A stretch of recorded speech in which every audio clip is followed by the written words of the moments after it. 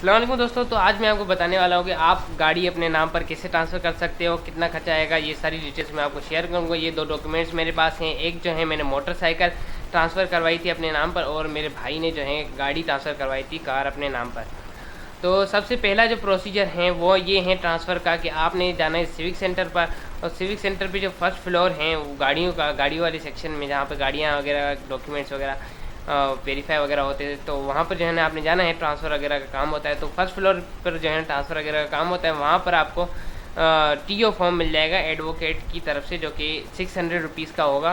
जो कि 300 का एक होता है, और दूसरा 200 का होता है, और एक TO फॉर्म होता है। तो टोटल मिला के आपको 600 का वो पड़ेगा, वो आपने फिल कर देना है। ठीक है, पहली बात तो 600 रुपीज़ आपने उस पर खर्चा करना है। उसके बाद उसको फिल कर देना है। आपको अगर कोई मिस्टेक लगती है कि भाई ये चीज़ में क्या लिखना है इस फॉर्म में, मतलब इस चीज़ या इस जगह पर लिखना है, कुछ यहाँ पे नहीं लिखना है, थोड़ी बहुत कन्फ्यूजन हो, तो वो आपने फिल नहीं करना। लेकिन बाकी जो डिटेल्स है वो आसानी से, मतलब आपको पता चल जाएगा अगर आप थोड़े से भी एजुकेटेड हैं, तो वो इजीली आपसे फिल हो जाएंगी। क्योंकि इतना मुश्किल फॉर्म नहीं होगा कि भाई किधर ट्रांसफ़र करना है, किसको ट्रांसफ़र करना है, क्या सीन है चाहिए जिसको आप ट्रांसफ़र कर रहे हो, या फिर कौन ओनर था पहला, वो बस लिखना होता है इसमें, मतलब फॉर्म में ही फिल करना होता है नाम वगैरह। तो वो आपने कर देना है। उसके बाद जो लोकेशन में पिन कर रहा हूँ वहीं सिविक सेंटर के थोड़ा सा आगे होती है, तो वहाँ पर आपने जाना है। और वहाँ पे जो है ना आपने वो TO फॉर्म पूरा का पूरा उनको दिखाना है, और उनको कहना है कि भाई हमारी गाड़ी की इंस्पेक्शन कर दो। तो वो आपसे कुछ फ़ीस चार्ज करेंगे। अब जैसे मोटर बाइक है आपकी, तो मोटरसाइकिल है, तो उसकी 300 से 500 शायद आपके चार्ज हो करे वो। तो वो अनऑफिशियल फ़ीस होती है, कोई डॉक्यूमेंट्स वगैरह, चालान वगैरह उनका नहीं होता, वो अपने से फ़ीस चार्ज करते हैं। तो आप डिपेंड करता है कि आप कैसे उसको कितनी फ़ीस देते हैं। तो वो आपकी चेक करके साइन वगैरह कर देंगे। फिर अंदर ऑफिस होती है वहीं पर ही, अंदर ऑफिस में आपने जाना है, वहाँ से साइन करवा के फिर दोबारा बाहर आना है। फिर उनको जो है ना चेक करवाने के लिए बोलना है कि भाई ये जो फ़ाइल हैं ये मतलब अरेंज कर दें, या फिर ये जो फ़ाइल है कैसे अरेंज करनी है। तो आप फ़ाइल वैसे अरेंज तो आसानी से हो जाएगी, वो TO फॉर्म होता है वो आपने रखना है। और अपना जो है उसके बाद आपने CNIC रखना है। उसके बाद जो है ना आपने सेकंड ओनर जो था इसका, उसका रखना है डॉक्यूमेंट। और सेल्स लेटर, आपने सेल्स की रिसिप्ट होती है जो पहली गाड़ी की होती है, तो वो रखनी है। और पिन करके उनको जो है फाइल के साथ अटैच कर देना है, जो फाइल आपके पास मौजूद है, या फिर फ़ाइल आपने ख़रीदनी है। एक कागज़ की फ़ाइल होती है, वो आपको मिल जाएगी। तो वो जो है ना उस पर पिन कर देना है। तो ये जो है आपने ऐसे करना है। और फाइल बुक भी होती है, वो भी आपने पिन कर देना है फाइल पर, या फिर कार्ड हो तो कार्ड आपने पिन कर देना है। ठीक है, तो वो फिर आपने जहाँ से इंस्पेक्शन कराई होती है उनको ही आपने चेक करवा देना है कि भाई ये आल ओके हैं, चेक कर लें एक मरतबा। तो वो आपको चेक कर देंगे, क्योंकि आपने पहले ही ऑलरेडी फ़ीस चार्ज की हुई होती है, तो वो आपको सब कुछ चेक कर देंगे। और कोई सिग्नेचर वगैरह रहती हैं तो उनको आपने कहना है कि भाई ये जो सिग्नेचर्स हैं, ये सिग्नेचर कहाँ से होंगी, मतलब अगर रहती होंगी तो फिर कहाँ से होंगी। तो वो सिग्नेचर्स आपको बता देगा कि भाई ये इधर से होंगी, आपने इधर जाना है। ठीक है, वो आपको गाइड कर देगा। लोकेशन से दोबारा सिविक सेंटर आना है आपने, कोई किधर और किसी और जगह नहीं जाना, डायरेक्ट आपका वहाँ पे जो है ना काम ख़त्म हो गया, आपकी गाड़ी इंस्पेक्शन हो गई, ये वो सब कुछ चेक हो जाएगा। इंजन नंबर वगैरह वो चेक कर देंगे, और आपको जो है ना डन कर देंगे, और TO फॉर्म पे आपको लिख के दे देंगे। सिविक सेंटर आकर आपने जो है ना काउंटर पे नहीं जाना। अगर उन्होंने आपको बताया कि भाई सिविक सेंटर जाओ और ये वाले रूम में, या फिर इस जगह पे जो है ना आपकी सिग्नेचर होगी, तो वो सिग्नेचर आपने वहाँ पे सिग्नेचर सिविक सेंटर पे करवा देनी है। फर्स्ट फ्लोर पर ही आपकी सिग्नेचर हो जाएंगी अगर रहती होंगी तो। काउंटर पे जो आपको फ़ीस ली जाएगी, ट्रांसफ़र फ़ीस मोटरसाइकिल की, जो कि मोटरसाइकिल मैंने अपना ट्रांसफ़र करवाया था नाम पर, ट्रांसफ़र फ़ीस 300 PKR आपको मोटरसाइकिल की लगेगी। उसके साथ साथ आपका स्मार्ट कार्ड भी लाजमी है बनाना, तो वो आपका बनेगा।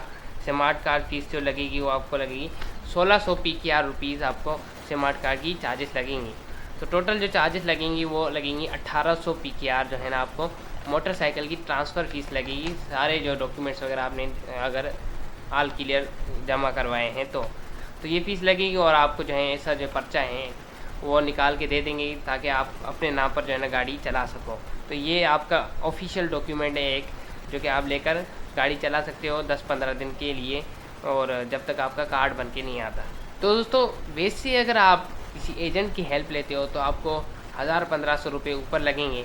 और अगर गाड़ी का आप ट्रांसफ़र करवाते हो तो उसकी कितनी चार्जेस लगेंगी ट्रांसफ़र में, तो गाड़ी का डिफरेंट है थोड़ा। जिस लोकेशन पे मैंने आपको बताया वहाँ पर अगर गए आप, और TO फॉर्म तो वही आपने लेना है, वही सारा कुछ डॉक्यूमेंट्स वगैरह सब कुछ सेम होगा। टीओ फॉर्म वगैरह सेम होगा, ठीक है। वो वहाँ पर आपकी गाड़ी की इंस्पेक्शन करेगा और चेक करेगा कि इंजन नंबर वगैरह सही है या फिर नहीं। आप वो चेक करके आपको साइन वगैरह करके देगा। जो अंदर होगा वो सारा सिग्नेचर वगैरह सेम प्रोसीजर होगा गाड़ी का भी। तो जब वो प्रोसीजर ख़त्म हो जाएगा तो शायद गाड़ी के आपको जो है जैसे मोटर बाइक के 300 से 500 आपसे चार्जेस लिए जाएंगे। तो गाड़ी बड़ी गाड़ी है तो उसकी जो है ना डिपेंड करता है कि 500 से 1000 रुपये चार्जेस आपसे लिए जाए। तो वो उन पर डिपेंड करता है, क्योंकि अनऑफिशियल चार्जेस है वो आपसे कितनी भी ले सकते हैं, वो आप कितनी दे सकते हो वो डिपेंड करता है। तो 1000 रुपीज़ आप गाड़ी के वहाँ पे चार्जेस लगा दें और मोटर बाइक के जो है ना 500 रुपीज़। तो जब आप सेम गाड़ी के डॉक्यूमेंट्स लेकर फिर सिविक सेंटर आएंगे तो सिविक सेंटर पे जो है ना आपने जमा करवाते वक्त गाड़ी की जो ट्रांसफ़र फ़ीस लगेगी वो लिखी हुई है 1000 रुपीज़ जो है आपकी ट्रांसफ़र फ़ीस लगेगी गाड़ी की। और अगर आपने स्मार्ट कार्ड बनवाना है तो उसकी फ़ीस लगेगी 1600 रुपये स्मार्ट कार्ड की। और अगर अल्ट्रेशन करवानी है, इंजन अगर आपने गाड़ी में नया डाला है, जैसे कि मेरे भाई का जो गाड़ी है उसमें जो है इंजन नया था, तो उसकी फ़ीस लगेगी आपको 1000 रुपये। तो वैसे तो 2600 रुपये बनते हैं, लेकिन 3600 रुपीज़ अगर आपने इंजन भी ट्रांसफ़र करवानी है तो उसकी फ़ीस है।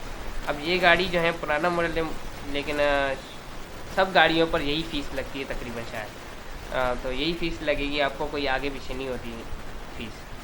3600 फ़ीस जो है आपकी कार की लगेगी और 1000 जो है आपने उधर शायद आपसे वो ले लें तो आपके हो गए 4600 रुपीज़। और अगर आपसे जो है टीओ फॉर्म की फ़ीस, टीओ फॉर्म की भी चार्जेस ऐड कर दें तो कितने हो गए 3600, 4600 और 5200 रुपीज़ जो है ना आपकी गाड़ी का खर्चा आ सकता है अल्ट्रेशन के साथ। वैसे तो कम आ सकता है, तो आपने खुद काम करवाना है तो इतना खर्चा आ सकता है। तो आप एस्टीमेट कर लें कि 6000 रुपीज़ या फिर 7000 रुपीज़ जो है ना आपकी गाड़ी का वैसे खर्चा आ सकता है इस जो है ट्रांसफ़र फ़ीस में।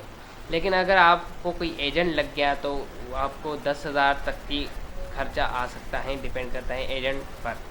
तो गाड़ी आपने साथ लेकर जानी है, मोटर बाइक हो या फिर कार हो, गाड़ी आपने साथ लेकर जानी है क्योंकि इंस्पेक्शन होगी और आपका काम आसान हो जाएगा काफ़ी सारा।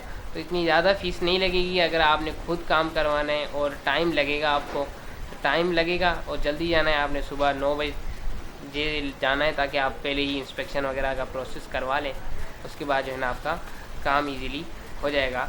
तो दोस्तों ये थी कुछ डिटेल्स ट्रांसफ़र के हवाले से और काफ़ी आसान प्रोसीजर हैं, तो आप करवा सकते हो। बाकी अगर आप खुद नहीं करना चाहते तो फिर एजेंट वगैरह का सहारा आप ले सकते हो जो कि आपके ट्रांसफ़र वो करवा लेंगे।